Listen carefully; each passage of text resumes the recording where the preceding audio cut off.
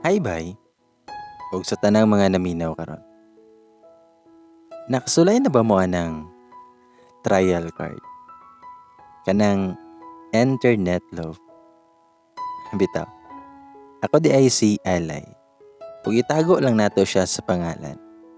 Nga Botoy. Taga Lanao del Norte ra di ay ko. The land of beauty and bounty.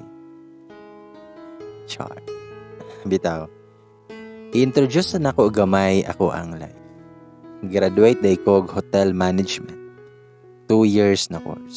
O karon, naano ko nag-work sa Manila. Isip usa ka assistant management sa business sa beauty pop shop.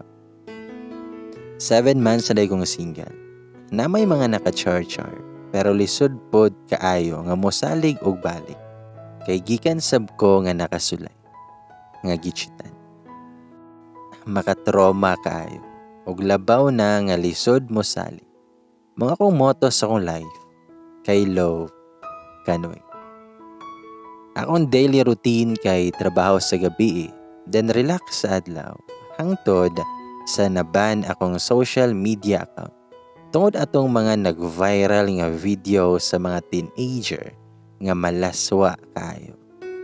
Nga naka-memorize pa ko sa giingon atong babae nga, please daddy, send me money tomorrow please.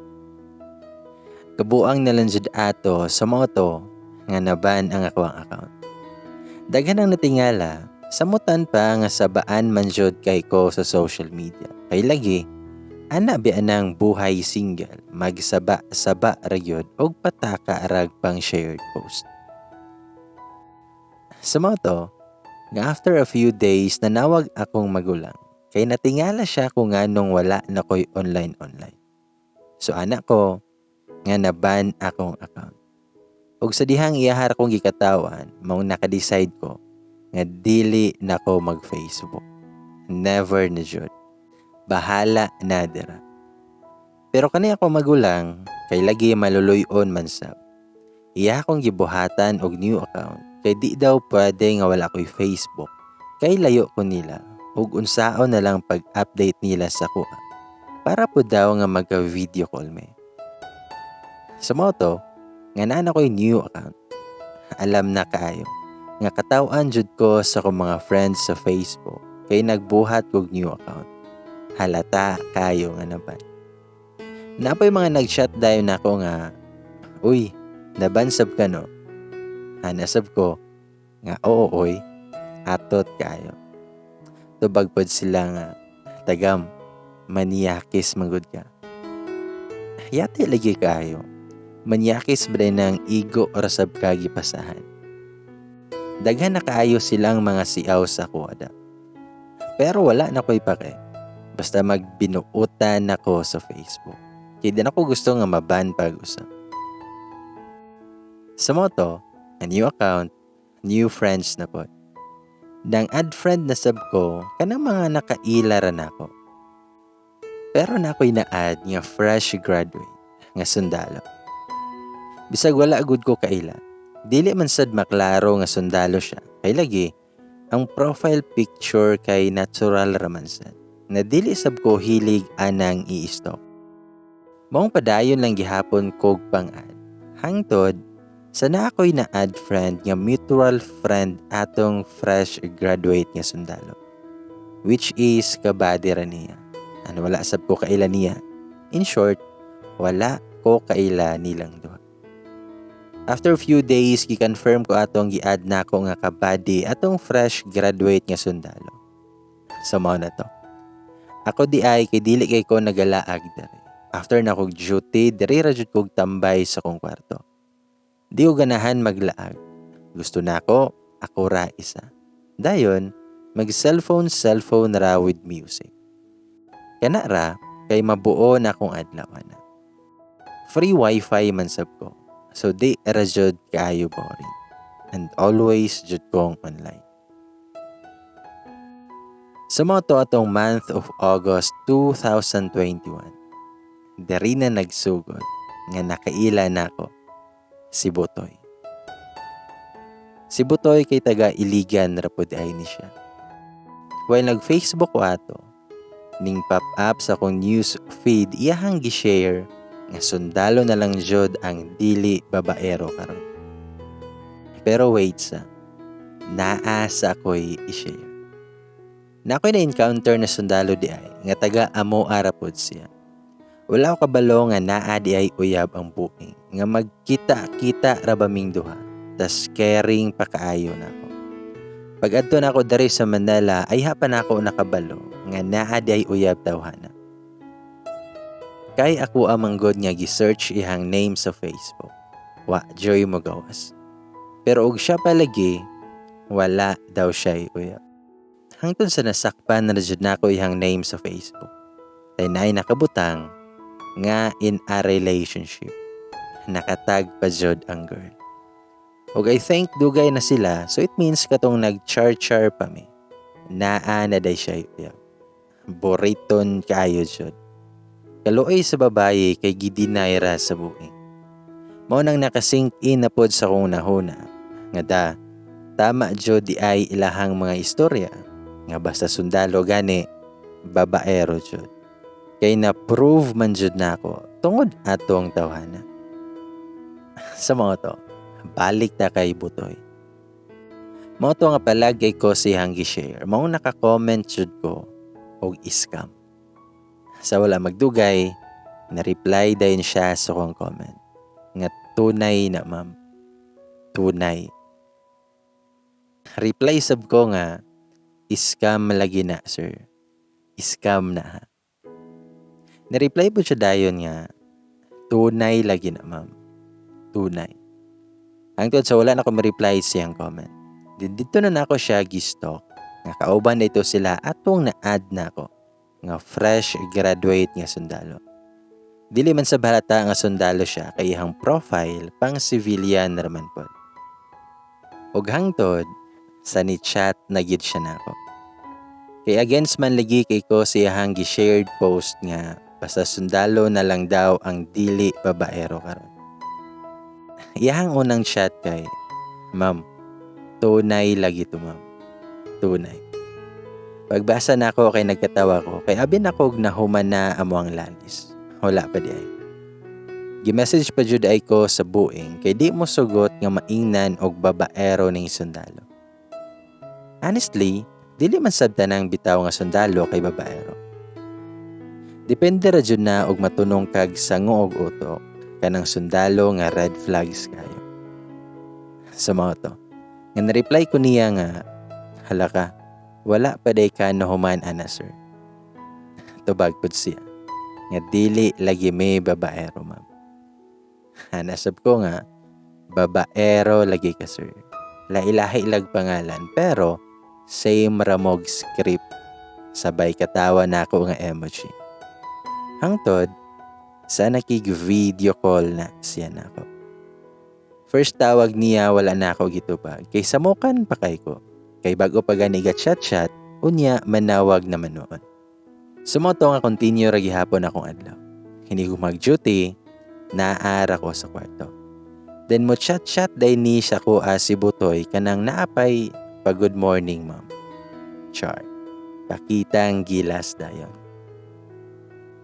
Pero bato pa jud kay kog tughan ato. Kay na trauma na bitaw ko. Like atik na pudning tawhanan ni oy.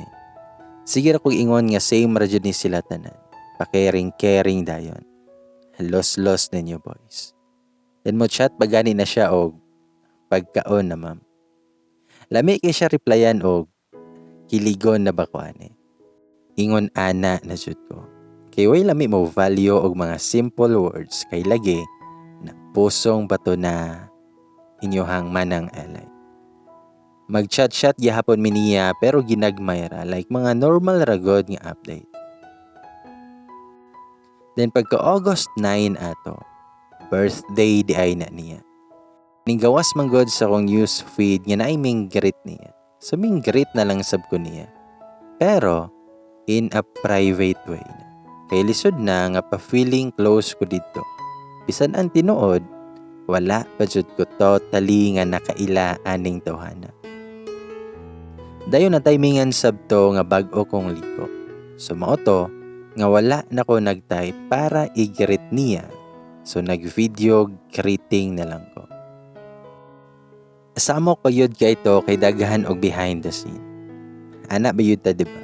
Dapat perfect ito ang isend kay maulaw ta basig maotag na unya mag-send pa ta. Simple greeting ready ako ang gibuhat. Happy birthday, sir.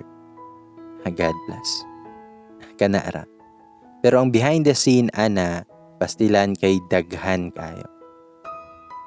Then after few minutes, ni-react siya hard. Dayon na-reply siya, thank you, ma'am. So dari na, nagsugod nga magsige na mig chat-chat. Dayon makig-video ko lang buing. Bisag na siya sa trabaho kanang na siya escort, kay manawag dyan na siya. Tabian man sab og daghan kay chika. Nga napay uban nga about sa love life. Unya ako sab nga pusong bato, motubag rapod ko og sig istoryag magic sir. Magkatawa na lang jud siya hantod sa murag nagka-close na jud mi. Kanang nasanay na mi nga every time mi nga mag-chat-chat or mag-video call, dayon kumustahay. Diyan before gani ko mo duty, makig-video call na siya. Nga same pod siya nga bahalag duty siya kadlawon. Makig-video call sab na siya. Bahalag way dagway niya ako makita. Kay lagi, nag-focus siya siyang gibantayan. Ang importante daw, bahalag ngit-ngit siya. Basta kay ako hayag. Tas makita ra ko niya. Char. Sumao to. Hawa na. Ning humok-humok na ako ang bato nga kasing-kasing. Ambot ba nga murag maka-feel naman ko kilig niya. Kana bitawng iyahang dagway akong last nga huna-hunaon. Sabay smile dayon. Yate na jud ni karon. Napay time nga during sa akong duty, naka-smile ko na ingnan pa ko sa mong boss nga. Bakit ka nakangiti? Ana rasab ko nga, wala sir, may naalala lang po. Yate na jud kayo ni. Pataka na ko smile. Maalaan jud tagpo ang ani. Mato nga continue ra mga sweet nga conversation. Mag-share sab siya about siyang family. Actually, bugtong laki dahi siya. Then tulo ra sila nga magsuon. Ambot ba nga nung pag-abot niya nga lakas man kayog dating ang amaw. Kay nasab ko yung mga na-encounter na laki before niya. Pero lahi raman kaayo kog na feel manggod. Every morning lamig akong mata, pahalag bilar kay makadawat kog chat nga gikan ni Butoy na good morning my girl. Bahalag na pa ko'y muta, matik nga mo reply na pod ko dayon no. Good morning my soldier. Sabay kilig. Buing na gani kay siya kay mo chat pa na siya og I love you. Mo react rasab kog ha. Pero ang tinuod, gikilig na ko. Ambot na lang judoy. Kay hantod, sa naabot na mi sa point nga mura gusto na namo butangan og label amaw mga kabuang. So mga August 21 ato, mga 7 p.m. Nag-chat ming duhaan. Istoryag mga magic. Bahalag atik, pero kilig man sab. Hingon ko niya, andam ko nga maghulat nimo. Basta kay ang ako ang hulaton, sure nga ako ara jud. Tubag sab siya nga. Andam sab ko maghulat nimo. Promise, imuhara ko, og ako ara ka. I love you my girl. Yate juligi kaayo kay gikilig na kaayo ko. Lain na ba ko kiligon kay mamula. Bisag dili gud ta ingon nga puti, pero klaro jud nga gikilig ko. Sumotong tubag sad ko niya nga I love you very very much, my soul dear. Reply pad siya nga basta mag-amping lang jud ka always imong duty ha. Tubag pud ko, syempre may soldier. Para nimo. Handait ambot lang ha. Nikalit rag sink in sa kong nahuna nga wait sa. Wala man di ay may label no. Minchaten ko niya nga unya nako ang kuna og maimuhan ako. Dili pagani ta uyab. Nagkatawa jud ko. Padungog-dungog ra na ako kay lain sabno og maghinulatay mi niya. Unya wala may label. Pastilan. Walay pulos jud. Motong miingon siya nga, nya, og manguyab ko nimo, sugton ka ako nimo. Makapasar ka ako sa mo standard. Pero wait lang ha. Bati pa gani tagnawong, unya mag-standard pa ta. Buing oy. Mga ko siyang giingnan, wala pa gani nimo gisulayan og panguyab na ako. Ingon pud siya nga, daw be, og manguyab ko nimo karon. Pwede ba? Aha ka dyan lagi. Sugod na ko gikilig. Lisod lagi ning gamay kalipay oy. Dali ra maatik. Sumoto nga nakig-video call dayon ang amaw. Gwapo kayog dating oy. Bahalag nangitom na kay babad sa init baya sila. Samuta na nga fresh graduate pa. Maka-in love kaayo og smile. Kay naay dimple manggod. Tas naay sabsyag mata. Basta maka-turn on kaayog dating. Anyways, taas pa man ko niya. Murag 5'3 ata siya. Tas 5'4 ko. Pero dili na mag-matter diha. Sumoto nga nagka-video call jud me. Nanguyabang amaw. Niya ko, padulungay pagani siya istorya. Gauna-una na ako ang kilig. Biktimahon jud kayo ko. Ngayon siya nga. Gusto na ako makuha ka. Gusto na ako ampingan di ka. Ug labaw sa tanan. Gusto na ako nga higugmaon ka. Sayo pa man kaayo para ani.